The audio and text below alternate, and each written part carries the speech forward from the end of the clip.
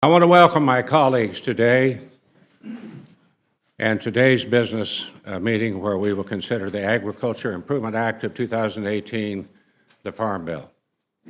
The goal, the responsibility, the absolute requirement for this committee is to provide farmers, ranchers, growers, and everyone within the agriculture and food value chain certainty and predictability, especially during these very difficult times. This is absolutely paramount to any other concern.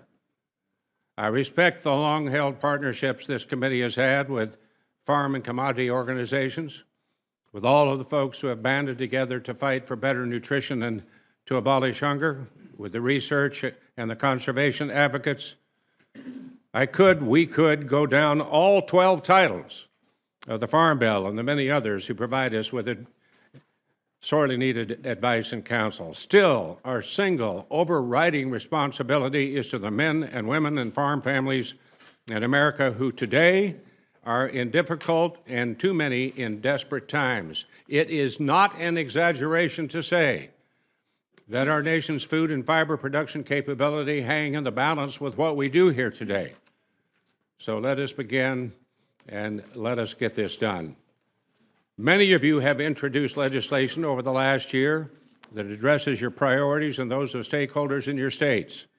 The ranking member and I have tried to address as many of those priorities as possible in the draft, and we have included 66 amendments as part of a manager's amendment for the committee to consider. We are engaged in this important effort together. We are continuing to craft a farm bill that meets the needs of producers all across our country, all regions, all crops. All of agriculture is struggling, not just one or two commodities. We must have a bill that works across our entire country.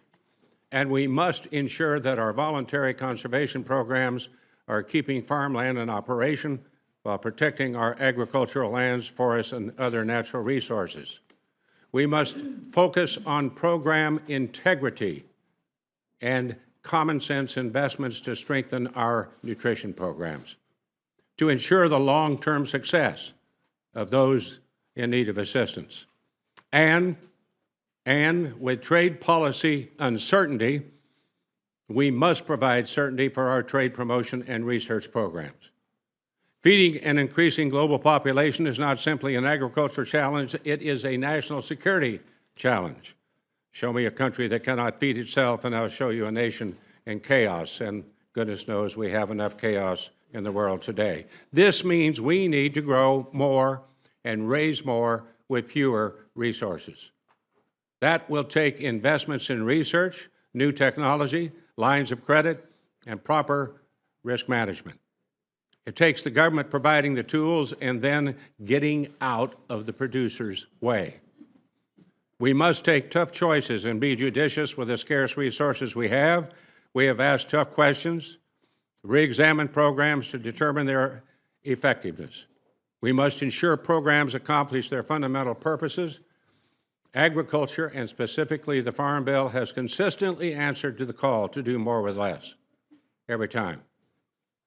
To those who say passing a farm bill in this environment is a daunting task, I say together that we can get this done.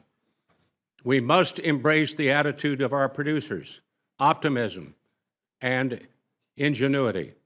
A farmer just doesn't plant the seed in the ground without the faith and optimism of harvesting a good crop. And together we